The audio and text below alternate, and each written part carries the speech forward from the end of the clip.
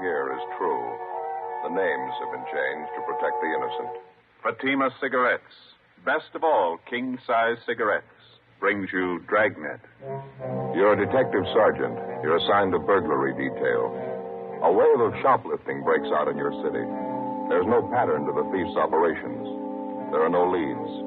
Weeks pass. The number of thefts keep growing. Your job? Stop them. In Fatima, the difference is quality. Confirmed by smokers coast to coast. In Fatima, the difference is quality. Confirmed by latest Fatima sales reports. Yes, Fatima quality. The finest domestic and Turkish tobaccos superbly blended to make Fatima extra mild, to give you a much different, much better flavor and aroma. So compare Fatima. See for yourself why thousands and thousands of king-size cigarette smokers are switching to Fatima every day. Enjoy all the advantages of extra length plus Fatima quality, which no other king-size cigarette has. Remember, Fatimas cost the same as the cigarette you're now smoking. But in Fatima, the difference is quality. Next time, buy Fatima. Best of all, king-size cigarettes.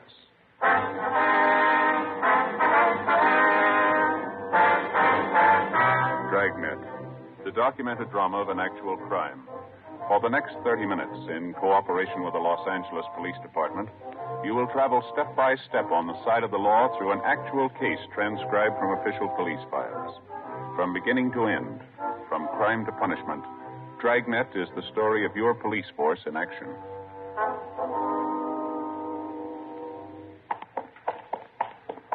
It was Tuesday, August 22nd. It was hot in Los Angeles. We were working the day watch out of burglary detail. My partner's Ben Romero. The boss is Captain Wisdom. My name's Friday. It was 2:18 p.m. when we got to Anthony's store for women, the general manager's office. Mr. Addy? Come right in. Thank you. Thank you. My name's Romero, sir. I talked to you on the phone. This is my partner, Sergeant Friday. How do you do? How are you? Certainly glad to see him. Let me get another chair here. Thank you very much. I haven't had time for my after-lunch cigarette yet. Care to join me? No, thank you, sir. I got a light for you. Oh, yeah.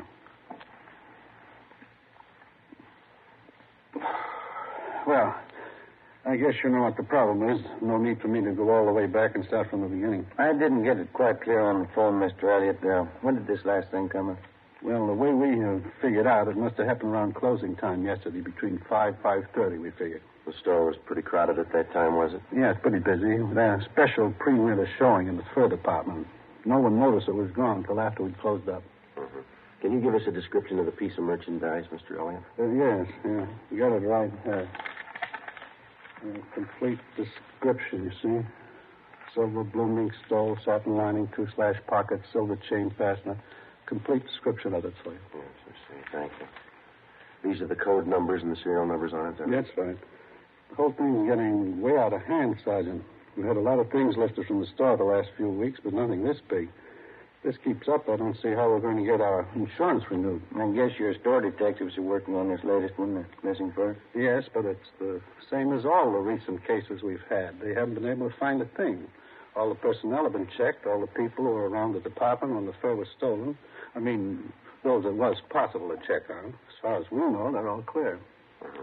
What were the circumstances of this thing, Mr. Elliott? I mean, was this mink stole on a display rack? Did one of the models have it on? Exactly how was it? Well, it was modeled, yes. After it was shown to several parties, it was put back in stock. We have a special rack for the stoles, regular enclosed cabinets, sliding doors on it. The cabinet's usually open during store hours. I see. There was a store detective in the department at the time.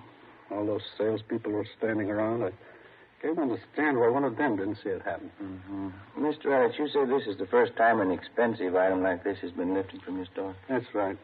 How about the personnel, Mr. Elliott? You say there's been a check made on each one of them since this thing started? Yes, sir, that's correct. And there's no reason to be suspicious at all of any one of your people? Well, as a matter of fact, there is one, Sergeant, sales girl. She was up in 5 in the Sweet 16 shop. Then she was moved down to cosmetics on the street floor. What is it that makes you suspicious for her? Well, before I say anything, I want to make it perfectly clear to you. We've never had any real proof that there was something wrong there. Dorothy started with us 8 years ago. That's the girl's name, Dorothy Kirkman. Mm-hmm. She came to us right out of high school. She seemed to be doing all right, get along with the customers, dressed neatly, always on time. And all of a sudden, this shoplifting started. We didn't think there was any connection at first. Thought it was only coincidence. How do you mean? Well, just for instance, wait a minute. Get the file on that right here in the desk. I see. Yeah. Here it is. Out of the first 14 items that disappear, 6 of them were out of Dorothy Kirkman's department, right out of her section. Cashmere sweaters, expensive blouses, scarves. As I say, at first we wrote it off to coincidence, but it kept recurring. Her section almost seemed to be the focal point of all the shoplifting. That was at the beginning, of course. Did you have the Kirkman girl watched, Mr. Elliott? Yes, we did. The department head kept an eye on her, and, well, I guess Dorothy noticed it. She resented it quite a bit, had a little spat with the head of the department. We thought it'd be best for everyone if she transferred. So we had her moved downstairs to cosmetics. Mm-hmm. How did that arrangement work out? Well, for the first few weeks, fine. And we started missing things out of cosmetics. A lot of it didn't amount to too much. A lot of it did. Makeup kits, expensive perfumes. This time we called her in, tried to talk to her about it in a nice way. She got very resentful. Mm-hmm. She denied knowing anything about it, is that it? Yeah, she got very upset. Of course, there is one thing I will say. The items in cosmetics are on display all over the counter. It's fairly easy for anybody to pick them up. The fact still remains the stealing began in her department upstairs. She moves over to cosmetics, and all of a sudden the losses increase there. What would you figure? Yes, sir. I see what you mean. Wonder if you could have somebody point out this Dorothy Kirkman for us, Mr. Elliott. I think maybe we better have a talk with her. We'd like to help you, Sergeant. I'm afraid that's not possible. Well, how do you mean? She quit last Saturday. We got all the information available on Dorothy Kirkman from the store's personnel files, and then we called the office and gave them a description of the stolen fur. We asked them to check the Kirkman girl through R&I. She had no previous criminal record. Before we left the store, we went to the fur department, talked to all the salespeople concerned, but we were unable to come up with anything new regarding the theft of the silver blue mink stole. We drove out to Dorothy Kirkman's last known address. She wasn't at home, but her mother was. The mother told us that the day before, her daughter had started on a new job as a sales girl at the House of Raymond, an exclusive shop specializing in all types of cosmetics. We checked the phone book and found that the House of Raymond was located in the same 10-block stretch along Wilshire Boulevard where the shoplifting campaign was going on. It was one of the few places along there that the thieves hadn't bothered. It was 3 blocks from Anthony's store for women, the Kirkman girl's former place of employment. 4:05 p.m. We located her behind one of the front counters. Across the aisle, half a dozen women were listening to a makeup demonstrator giving a talk on complexion care. Dorothy Kirkman seemed pleasant and cooperative. No, I don't mind telling you. I got sick and tired of being called a thief. That's why I quit Anthony's. A little of that goes a long way. You started work here at Raymond's yesterday, Miss Kirkman, is that right? Yes, that's right. I think I'm going to like it a lot better than Anthony's. Mm-hmm. While you were working here at Anthony's, ma'am, I suppose you'd heard that quite a bit of shoplifting was going on. Yes, I knew about it. Guess every girl in the store knew it. They had a big personnel meeting about it. Do you have any suspicions of your own, Miss Kirkman?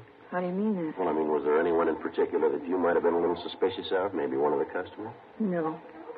I've waited on some real weird ones, but I didn't see any of them ever try to walk out with anything. Mm-hmm. All I knew was what Mr. Elliott told us at that meeting. Well, this might be an embarrassing question for you, miss, and we'd appreciate an honest answer. Yes? What about the sales girls you worked with? Did any of them ever give you cause to be suspicious? You mean, do I think any of them were doing the stealing? No. There were some of them I didn't like. I didn't trust them either. But I wouldn't accuse them of stealing. I wouldn't accuse anybody unless I had proof. That's more than I can say for some people I know. Well, by any chance, did you happen to be in Anthony's this past Monday? Monday? No, why do you ask? When you were working on the 5th floor up the street at Anthony's, we understand that when the merchandise first started disappearing, a pretty good percentage of it was out of your section. That's what they told me, yes. And then when you were transferred downstairs to the cosmetics counter, quite a few things started disappearing from there. Now, we'd like an honest answer, Miss Kirkman. Do you have any explanation at all for this? I'll tell you the same thing I told them at the store, Sergeant. I can't explain it. But I didn't have anything to do with it, believe me. Well, you'll have to admit, miss, it's pretty much of a coincidence, isn't it? Sergeant, you can call it anything you want to. I didn't have anything to do with it. The only thing I ever took home from that store was my paycheck. Would you excuse me, please? Customer, I have to wait on. Yes, ma'am. Go right ahead. What do you think? I don't know. She's a nice enough girl. Seems to be telling the truth. Could be a coincidence the way it worked out. Nothing to prove otherwise. 4:38 p.m. We finished questioning the suspect, Dorothy Kirkman, and Ben and I went back to the office and made arrangements to have the girl kept under temporary surveillance. A bulletin had been gotten out on the missing fur stole, the pawn shop detail had been notified, and a description of the fur had been placed on the stolen property list. The following day, along with Sergeants Dick Rubles and Jim Tabor, we continued our investigation of the latest shoplifting complaints. It went slow, a lot of legwork, and no progress. Like the dozens of other items of merchandise which had vanished in the last 8 weeks, there wasn't a trace of the missing fur stole. More men were added to the special detail on duty in the 10-block area where the stealing was going on. Anybody in the city who'd ever served time for shoplifting was checked and rechecked. Constant surveillance was maintained over a half a dozen known thieves who we figured might be involved. It got us nothing. Wednesday, August 23rd, 5:30 p.m. No leads, no progress. We went back to the office. Sure hope I get home before 6 o'clock tonight. I want to see that shoe repair man out in our neighborhood. Well, what's the matter? You need some half-soles? No. I went in his shop the other day, and he conned me into a new set of arch supports. Matter of fact, he didn't even call them arch supports. What did he say they were? Metatarsal supports. You know, supports the metatarsal? Yeah. That's one of the bones in the foot. He sold me a pair of these things and told me I should wear only one of them in my right shoe. Yeah, what's the matter with that? Isn't it working out? Miserable. Feel like I've been walking around with one foot in a bucket.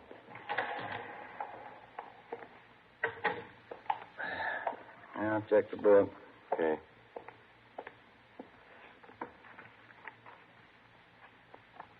Anything?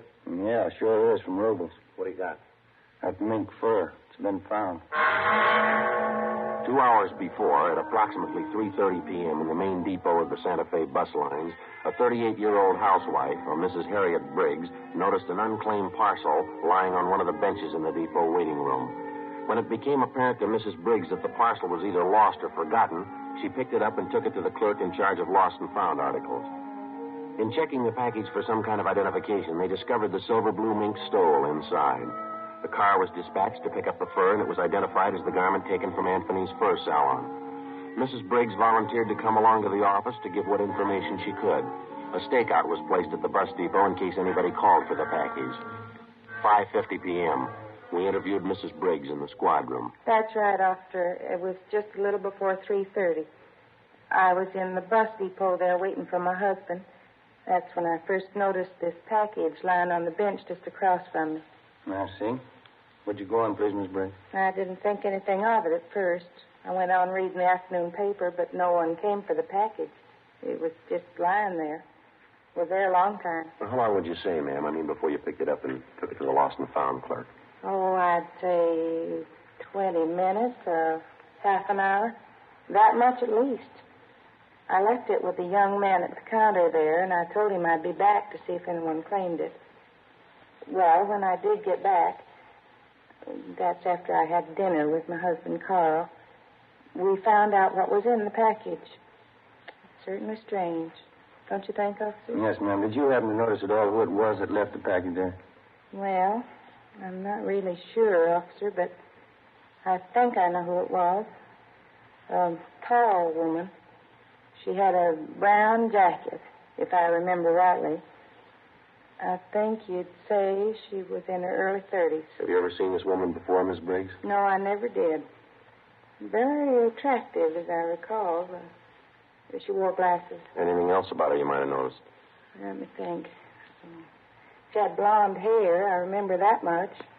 And the reason I do remember it is because she wore it like I used to when I was a girl, you know, sort of back in a bun like this. And you're pretty sure that this woman you described is the one who left the package there? Mm-hmm. If I remember rightly, she's the only one that sat across from me. Guess it must be her. If it wasn't her, I don't know who else it could have been. All right, Miss Briggs. Thank you very much. We appreciate it. That beautiful fur. I know that woman must be just sick about losing it. Certainly hope you find her, officer. Yes, ma'am. So do we. We had the stats office make a run for us, and all females with shoplifting records who fitted the description of the woman who'd left the mink stole in the waiting room at the bus depot. The following morning, we checked with the men on stakeout at the depot. They told us nobody had come back to report losing such a parcel. Together with Rubles and Tabor, we spent most of the day checking out the names on the list of known shoplifters which the stats office had made up for us, names of possible suspects who physically resembled the tall blonde woman seen at the depot. We got nowhere. Either they had ironclad alibis or they had since moved out of the city. We ran down every possible angle on the freak recovery of the missing fur stole. During the next 10 days, the case got more involved than it already was. Some of the stolen articles of new merchandise began showing up, but not through any of the channels we expected. Some of the items were found dumped in sidewalk refuse cans. Some were found in hotel lobbies, in the post office, in theaters. Some were found tossed in vacant lots. The only logical answer we could figure was that it was the work of somebody who was stealing for just the love of stealing, a kleptomaniac. Tuesday, September 4th, a 15-year-old girl in one of the exclusive residential neighborhoods reported finding 2 parcels containing women's clothing and expensive costume jewelry. They still had the price tags on them, and they totaled $360. Ben and I drove out to talk to the girl, a Patricia Denvers. Where'd you happen to find these things, Patricia? Empty lot right down the block there. I was on my way home from the show. I took the things home and showed my mother. She called the police. If nobody claims this package with the costume jewelry, can I keep it? Certainly beautiful. No, I'm afraid not, miss. We know who the things belong to. We're going to have to return them. Oh, I certainly don't understand that. Well, how do you mean? As far as I could see, she threw the things away. I thought she didn't want them. What do you mean, who didn't want them? Well, the lady who threw them in the empty lot. You saw who it was that threw the packages in that lot, did you? Yes, I was on my way home from the show, just like I told you. I could see this lady walking up ahead of me. She was about a block away, I guess. And when she went by the lot, I saw her take these packages from under her arm and toss them in the grass. She wouldn't do that if she wanted them, would she? Did you get a good look at this woman? You have any idea what she looks like? She's a good-looking woman. Tall. She has beautiful blonde hair. Her husband's a doctor. And you know who she is? You've seen her before? Well, I don't know her to talk to. I just see her around the neighborhood. Does she live around here? Do you know that? Yeah, right next door to my girlfriend.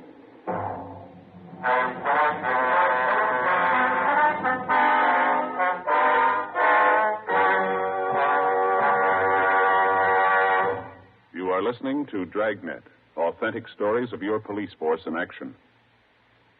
If you smoke king-size cigarettes, listen to Fatima's amazing new offer. Buy a pack of Fatimas. Enjoy their extra mildness and superbly blended tobaccos. If you don't like Fatima's better than the king-size cigarette you are now smoking, return the pack with the unused Fatimas, and we'll give you your money back plus postage. We make this amazing offer because we believe Fatima is the best of all king-size cigarettes. Smokers all over the country are confirming this every day. Here is the latest state-by-state report. State 1, Fatima sales up 69%. 2, sales up 118%. 3, sales up 92%. 4, sales up 142%. And those are just a few. Remember, if you're not convinced Fatima is better than your present king-size cigarette, just return the pack with the unsmoked Fatimas before December 1st and get your money back plus postage. Fatima, Box 37, New York 1. Buy Fatima. Best of all, king-size cigarettes.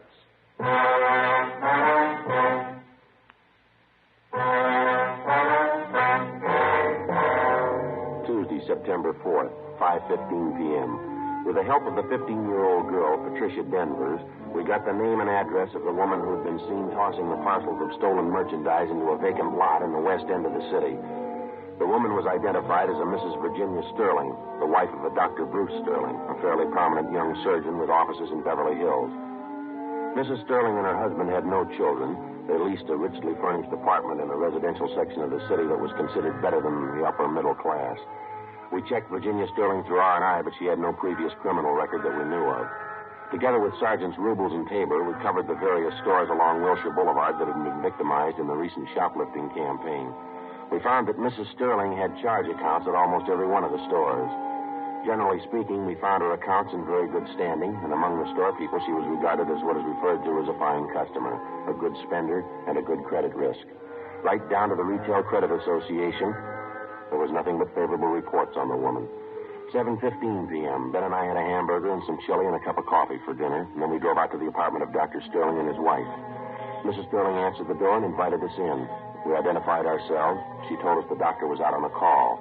She showed us into the living room. Modern furniture, indirect lighting, expensive rugs. Won't you sit down, gentlemen? Thank you very much. Should I get you a drink? I was just having my coffee and brandy. No, thank you, Miss I really don't know when the doctor will be back. He was called over to the hospital. Is there anything I could help you with? Well, as a matter of fact, Mrs. Sterling, we came out to talk to you, not your husband. Oh, really? What is it you wanted to talk to me about, Sergeant Romero? Well, ma'am, we understand that you do quite a bit of your shopping along Wilshire Boulevard. Is that right? Well, yes, I shop downtown quite often. Except the problem of parking, I find it a lot more convenient. Why do you ask? Miss Sterling, do you do much of your shopping at Anthony's? I believe that's out in the Wilshire district. Yes, I do. For my sports clothes, especially. They have a very good selection. Mm-hmm. Would you remember if you were in Anthony's on the 22nd of last month? I believe that was a Tuesday. On a Tuesday. No, I don't think I could remember one way or the other. I really don't have any special day for shopping. I just go when I feel like it or when I need something. Have you ever been in the first line at Anthony's, ma'am? Have you ever made any purchases there? I suppose I've been in almost every department at Anthony's at one time or another. I can tell you, though, I've never bought any furs there. As I told you, the main reason I go there at all is because of their sportswear. Could you tell me what this is about, please? Routine investigation, ma'am. I wonder if you could tell us this. Do you have any occasion to travel in the area of the Santa Fe bus depot? By bus? No. I don't think I've been on a bus since I've been married, and that'll be 6 years this coming December. You've never been in the Santa Fe bus depot downtown, then? No. I think I know where it is. I've driven past it. I've never been inside, though. Why should you want to know that? Well, Miss Sterling, we're going to be honest with you. This has to do with an investigation we're on. Now, we've had a couple of reports that you were seen at the Santa Fe bus depot on August 23rd. That was on a Wednesday. Reports came from pretty reliable people. Well, I certainly consider myself reliable, and I say I've never been there. Now, if you don't mind, I'd like some kind of explanation for this questioning. You mean you have no idea why we drove out here to talk to you? Well, of course not. Number one, I don't understand your questions at all. Number two, I'd like to know what they have to do with me. What has this to do with you, ma'am? Last August 23rd, a woman in a brown sports jacket answering your description left a package in the Santa Fe bus depot. Well, this package contained a mink stole taken from Anthony. The woman who left the package in the depot fits your description perfectly. Is that so? It's a coincidence. Yes, ma'am, maybe. I suppose you've read in the papers about the big increase in shoplifting. Most of it's taking place right in the area where you say you do most of your buying. Well, we've checked out every single one of the cases, Mrs. Sterling. Took us a long time. We found a dozen salespeople in those stores. Every one of them tells us that you were around the particular store when the shoplifting took place. Law of averages, Mrs. Sterling. You show up too often in the reports. Would you please leave my house? Both of you, please. I'm sorry, Miss Sterling, but you'll have to come along with us. What do you mean by that? Don't you know you can get in trouble making false accusations? I'm going to call my husband right now. Yes, ma'am. If you like, go right ahead.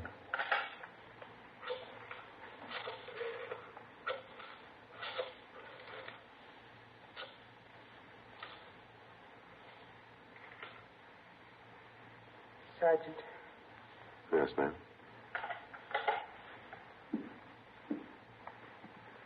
What is it? What do you want to know? You can tell me. I think you know already. What do you want? Tell me, please.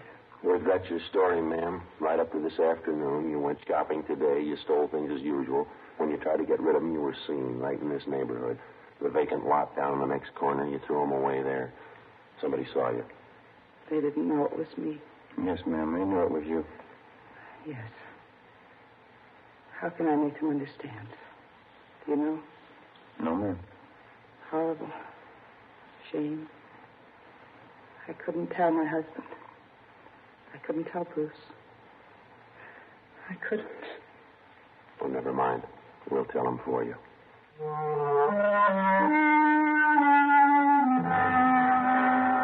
9:35 p.m. We got in the car and drove Mrs. Sterling downtown to the city hall.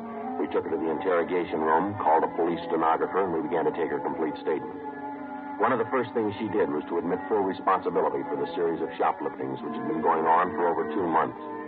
She told us that her kleptomania, the urge to steal things, had started with her as far back as her junior high school years. She admitted as a girl she stole books, tablets, pencils, pieces of chalk.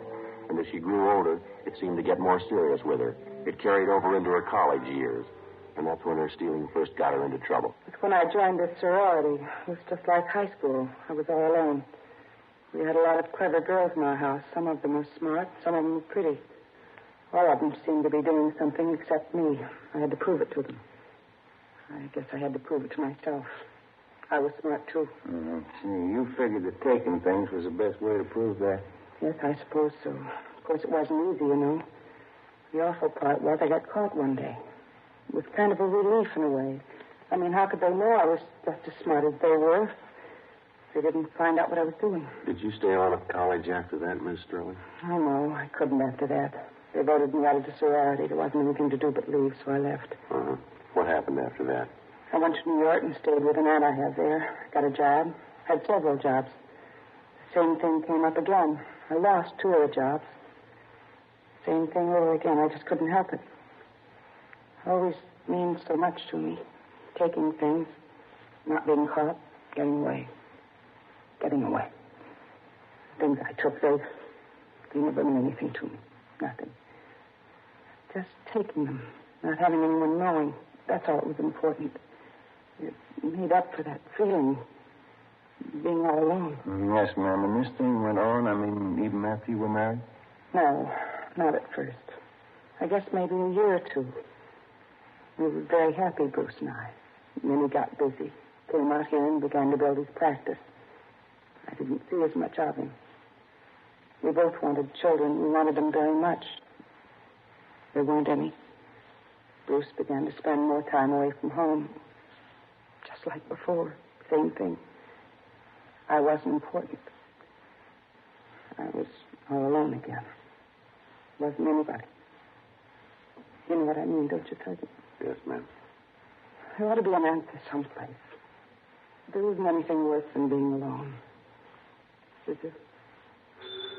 I get it. Interrogation room Friday. Yeah, Dick. Mm-hmm. He is on his way now? Yeah, right. Yeah, thank you. Dr. Sterling just called. Said he was on his way in. He ought to be here in a couple of minutes. I don't want to see Bruce. He's so good. I wouldn't know how to tell him. No way, ma'am. He'll be all right. No. I'm alone. He's alone. It'll never be all right anymore. Well, he's on his way in now, and he wants to see you. What can I tell him? What's it going to be like? What's going to happen after this? I don't know, ma'am, but you won't be alone anymore. The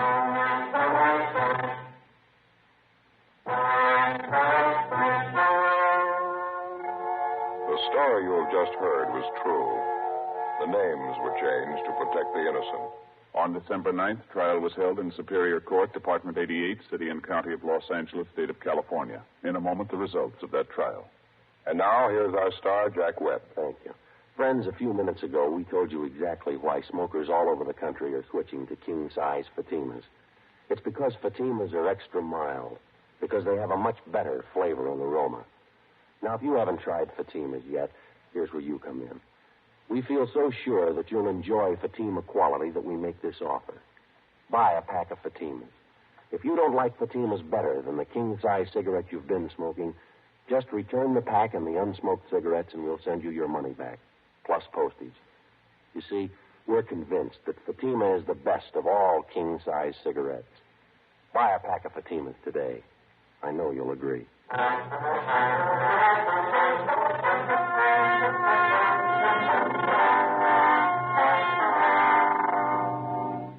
Mrs. Virginia Sterling was tried and convicted on several counts of grand theft and received a sentence as prescribed by law, the terms to run concurrently. Grand theft is punishable by imprisonment for not less than 1 or more than 10 years.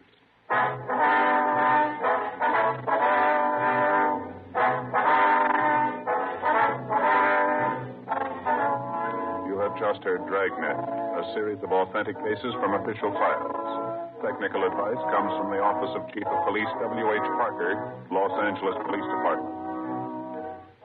Fatima Cigarettes, best of all king-size cigarettes, has brought you Dragnet, transcribed from Los Angeles.